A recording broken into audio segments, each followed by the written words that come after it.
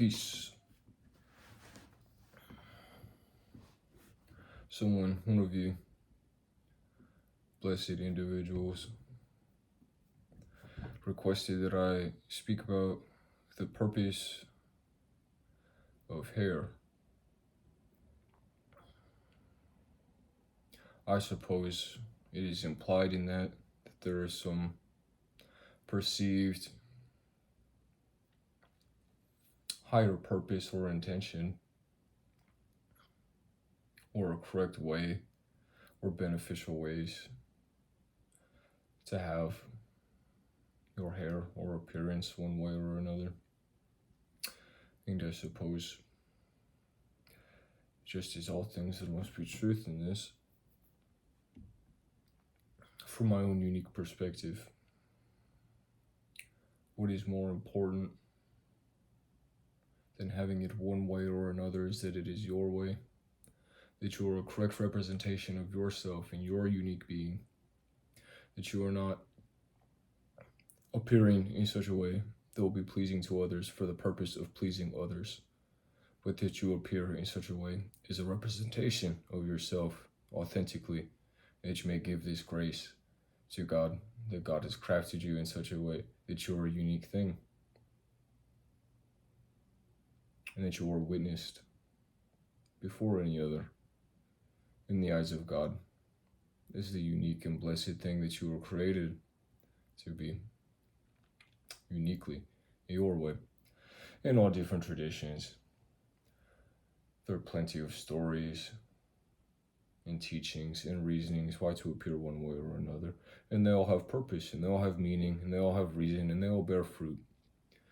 And if you are called to these things within your being, what is important is that you have an awareness within yourself as to why you choose one way or another. It is possible you will be guided to a certain way of being, or a certain way of doing, or a certain way of conducting and appearing and representing yourself. And what is important and what is blessed in it is that it is God's command upon you, and that you have this discerning ability within yourself that you embody in your nature, what is authentic and what is true. Is you are created by God. You're not created accidentally. You're not created without anything less than a perfect intelligence and wisdom and design of you. In my own being, I appear as I am, as God has created me. I do not do anything special for this. I do not particularly put thought into the way that I appear. I simply act in accordance with my own unique nature. There's different traditions. I have my own fair amount of awareness in being observant and learning of the world around me and of others, and finding myself in these things just as I'm sure as you or any other.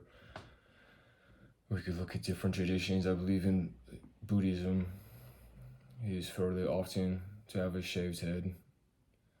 I would imagine that this has something to do with discipline and with bringing yourself into perhaps a more humble way of being, and perhaps diminishing your individuality or choosing a different sort of individuality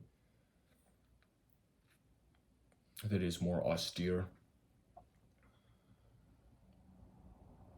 In Native American traditions, and I'm sure in many others that I do not have an awareness of, that it is attributed, having long hair is attributed to having a connection with the things around you. And I'm sure that there is some truth in that as far as your physiology and perhaps in physics, and just the interconnectedness of all things in the way they do plays. In Islam, I know that they tend to, there's many different things that they like. They do not want you to have your hair partially shaved and then long in parts like you would see in depictions of Norsemen, like Vikings or things like that. That is something that they guide against. And they will have the beard that is represented as how Muhammad had his beard. And there are many different ways, in many different traditions and different practices. And in all of this, whatever you choose of yourself, what is important, and I'll always teach you this, I will always share of my being, the learning that I have of myself with you, that we may have our own unique empowered being. What is important is you have your connection to God, you have your connection to nature, you have an awareness, you have found it out of yourself in the way that you would like to represent of yourself, of your nature. As you have a higher being, you have an embodied state of your own, and this includes how you represent yourself in your appearance. And there is a specific learning and a specific teaching that God has unique for your being, that you appear and are witnessed in a certain way. So any importance in this is simply lying within you. It is lying within you. The importance of your own representation of yourself in whatever way, whether it be clothing or whether it be your physical attributes that your ancestors have blessed you with, or a way that you would like to dress or represent yourself any other way, whether it be your hair or your facial hair or any type of way. It is unique of your being. And what is it going to do for you? But that you have your unique being and that you witness of yourself in this way. So again, if you are doing something, if you are appearing or representing yourself in such a way as to please the world, this is what I would guide you against.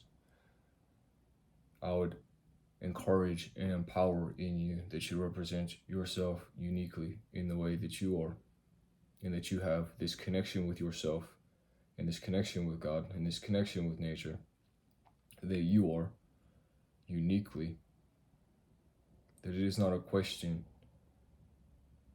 of should I do this, should I appear in this way, or should I appear in this way, what benefits will this give me, what benefits will that give me.